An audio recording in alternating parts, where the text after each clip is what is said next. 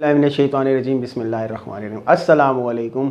यकीनी तौर पर आपको ये मेरी 2 से 3 पहले जो वीडियोस आई हैं आपने देखी होंगी, आपने लाइक किया, कमेंट किए हैं, अच्छे अंदाज से सारा कुछ किया। तो मेरी आपसे एक छोटी सी गुजारिश है कि आप वो बेल आइकन को प्रेस कर दें ताकि मेरी जो भी नई वीडियो आए आप उस हवाले से आगाह हो सकें।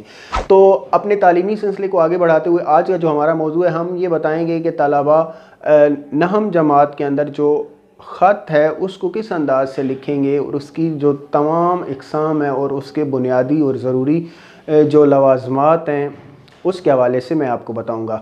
यकीनी तौर पर तमाम अज़ीज़ तलबा आप सब के पास ये उर्दू क़वाइद व इंशा की नहम जमात की किताब होगी, ठीक है।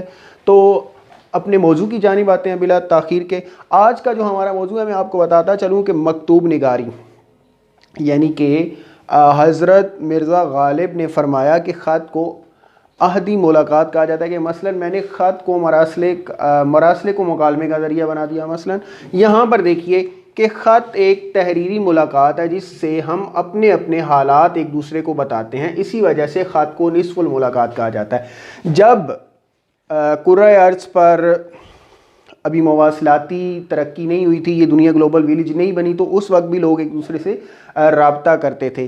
तो जो 18वीं सदी थी उसके अंदर ख़त ने जन्म लिया, एक जदीद मवासलाती राब्ते का ये ज़रिया बना। तो ख़त के अंदर हम एक दूसरे से बातचीत कर सकते हैं। चूँकि अब जो टेक्नोलॉजी जिस दम तेज़ हुई है तो ये ख़त की अहमियत आहिस्ता आहिस्ता कम होती जा रही है। लेकिन इसके अंदर अभी कुछ चीज़ें हैं जो सरकारी और निजी इदारे एक दूसरे को खतूत लिखते हैं।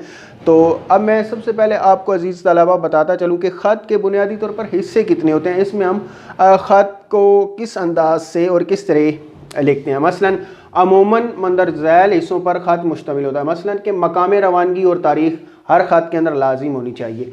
आपका इल्क़ाब होना चाहिए कि आपने उसको किस अंदाज से और किस नाम से पुकारना है या बुलाना है। आदाब और तस्लीमात, यानी कि आप उसको आदाब करते हैं, आपका प्यारा भाई, आपका प्यारा बेटा, हुजूर, किबला, पीर, जो भी आप उसको आदाब देंगे। अब ख़त का मज़मून ये एक इंतहाई अहम हिस्सा है। यहाँ पर देखिए शुरू से मैंने आपको बताया कि ख़त को निस्फ़ मुलाकात कहा जाता है। जब तक आपको ये मालूम नहीं होगा कि ख़त का मज़मून या उन्वान क्या है तो फिर आप ख़त लिखेंगे तो वो बग़ैर उन्वान के होगा। आगे इख्तिताम मकतूब, यानी कि जो ख़त लिखने वाला है वो इख्तिताम करेगा। कातिब या ख़त लिखने वाले का नाम और पता, कि मसलन जो लिखने वाला है उसका नाम और मुकम्मल पता यहाँ पर लिख देंगे। मकतूब इलैह का पता, यानी कि सफ़ा नंबर 59 के ऊपर जो इसकी तारीफ़ लिखी हुई है इसमें यही बताया गया है कि आपने जिसे ख़त लिखना है, लिखने वाले को कातिब कहा जाता है और मकतूब निगार को और जिसे ख़त लिखा जाता है उसे मकतूब इलैह कहा जाता है। ठीक हो गया। तो ये ख़त के बुनियादी हिस्से आपको बता दिया।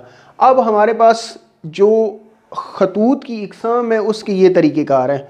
4 इक़साम है बड़ी हमारे पास। पहली किस्म है निजी किस्म के खतूत, जो हम एक दूसरे को ज़ाती नोयत के खतूत भेजते हैं, उसे निजी खतूत कहा जाता है, यानी पर्सनल या प्राइवेट लेटर।